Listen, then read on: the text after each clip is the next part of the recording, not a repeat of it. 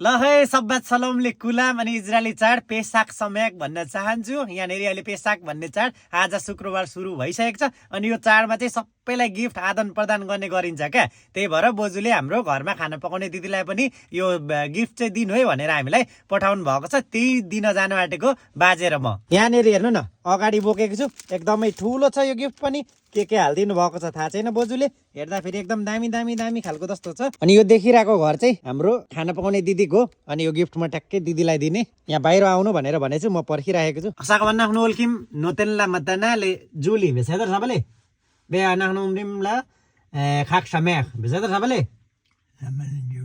जे मतना शेला ओके। अब बाजेर म पनि त्यहाँनिर जाने हो। अनि सबैजनालाई खाक समेख छोरीको घर सफा गर्ने पनि हामीले सकिसक्यौँ। सबै घरहरू सबले गरिसक्यो होला, कसले के गर्नुभयो। सबैलाई यो चाडको इजरायली पेसाकको चाहिँ धेरै धेरै शुभकामना। खाक समेख।